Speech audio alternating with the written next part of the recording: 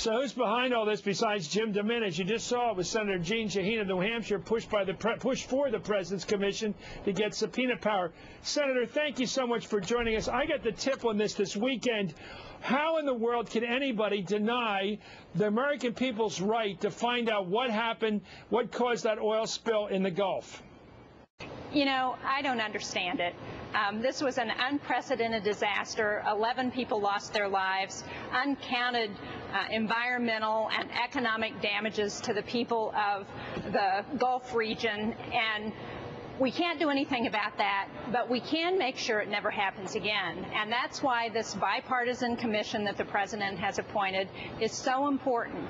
But what we heard from their co-chairs, former Senator Bob Graham and former Nixon EPA Administrator Bill Riley, is that the witnesses are stonewalling. And because they don't have subpoena power, they can't get the answers they need. And unfortunately, we've requested the Republicans in the Senate to support this request for subpoena power 3 times now, and each time they've objected. I'm going to go back to the floor this evening and request that we go forward with this subpoena power a 4th time, but unfortunately what we've heard is that they're going to object again. Well, let me ask you about this. Bob Graham of Florida is one of the most determined, hardworking senators there's ever been. He's got all the faculties intellectually to handle something like this. I've seen him in action on this show and elsewhere. He's certainly the guy to do this, the person to do this.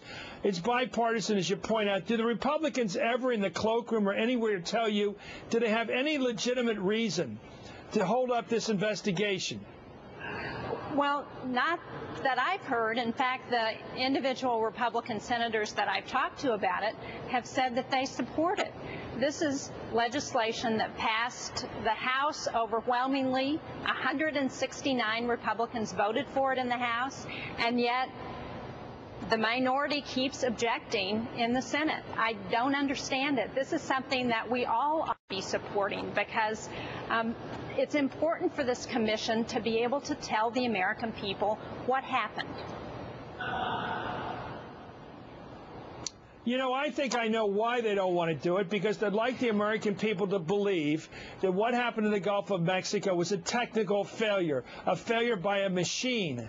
What they don't want to admit, it was a management decision. And I happen to know from my brother, who was in the business for 30 years, all mistakes are management mistakes. Technology is tested. When mistakes occur, protocols are put in place to avoid making that mistake again. If they're not followed, that's a management decision, usually based on saving money. Why can't we find out who made that management decision to save money at the huge social and environmental cost we've seen?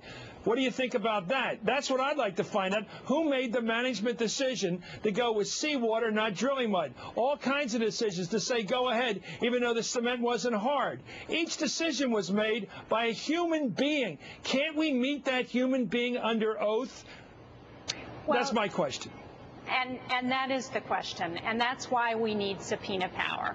You know, sadly, the corporations that are involved here, Transocean and BP and Halliburton, are not giving the full answers. And we need to give the American people the real answers. We need to give those families who lost their loved ones and when that station blew up the right answers. And we need to let the businesses of the Gulf region know why they've taken it on the chin for such high economic costs.